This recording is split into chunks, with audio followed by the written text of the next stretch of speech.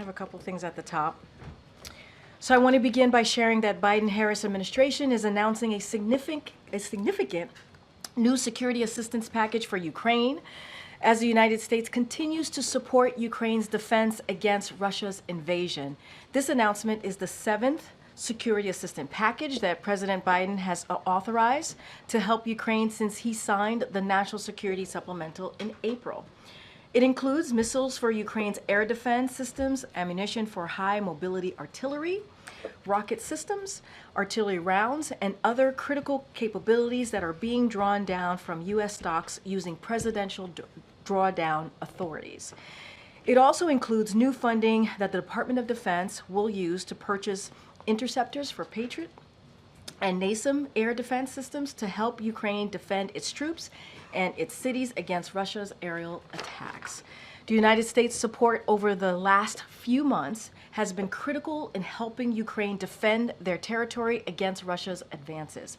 Thanks to the bravery of the Ukrainian forces and weapons deliveries from the United States and our allies and partners, it is increasingly clear the Russian offensive around Kharkiv has been a failure. And as President Biden has been clear, we are committed to continuing to stand with Ukraine until they prevail against Russian aggression. So I want to share a bit of additional updates before for all of you before we start. I know some of you have been trying to confirm some of this information that I'm about to share, so I'll do it right now at the podium. The President has connected with Leader Jeffries, Senate Majority Leader Schumer, Representative Clyburn, former Speaker Pelosi, and Senator Coons. Today, President Biden taped two Black radio interviews that will air tomorrow morning. One is with Earl Ingram on Civic Media Network, which airs across Wisconsin, and one with Andrea Lawful Sanders on WURD's The Source in Philadelphia. And as Governor Walz of Minnesota announced today, the president will meet with more than 20 Democratic governors. Now, as you know, these governors are some of our closest partners when it comes to creating jobs, building new roads and building bridges and so much more. And so the president certainly looks forward to meeting with them. And with that, I am happy to take your questions. Sungmin. Last night at the fundraiser, the president blamed jet lag for his debate performance, but he was back stateside for well over a week. So does he really need more than a week and a half to recover from traveling in Europe? And is that really what he thinks caused his poor debate performance? So, yeah, just a couple of things, and I do appreciate the question because you know, the president has certainly spoken to this many times about the debate, and so he had an opportunity to do that in front of supporters, and as you just stated, he did that.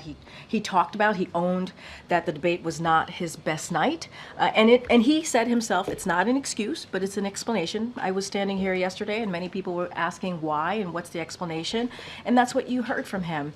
Look, I think, in addition to the two major trips, he was also continued to do his presidential duties. He worked late in doing that, and he also prepared for the debate. And on top of that, there was obviously the jet lag, as you just asked about, and also he had a cold. And you all heard directly, you heard from him during the debate. He had a hoarse voice. Many of you reached out to me and my team and some other members of the White House asking what was going on. We confirmed that he had a cold. And so I think those two things, continuing obviously to do his duties as commander-in-chief, as the president. And so I think some of you here in this room can certainly relate to, you know, what could happen when you're having an important moment and you're not feeling well, and also you wish you could have done better. And so he took ownership. I think that's important, and he's going to continue to make a strong case for his agenda, and that's what you're going to see. And he was given an explanation, and that's what he wanted to do. He wanted to get that out there and for people to hear directly from him, as he has been doing since Friday of last week. I know you're calling it an explanation, not an excuse, but it does seem like there are new excuses since the debate of what went wrong there. I would say I don't think it's a new excuse. I think some of your colleagues reached out to us about the schedule. some of your colleagues asked if the schedule was too strenuous or was it because of the jet lag, and so we are laying out and explaining exactly what happened. You heard from the president, you've heard from me, and it was, indeed a schedule where, the president traveled 6 time zones forward to G7 in Italy, 9 time zones back to LA, and 3 time zones forward again to DC. That's something that one of the print pooler on that day laid out for all of you and those who read the pool notes. And on top of that, he did have a cold.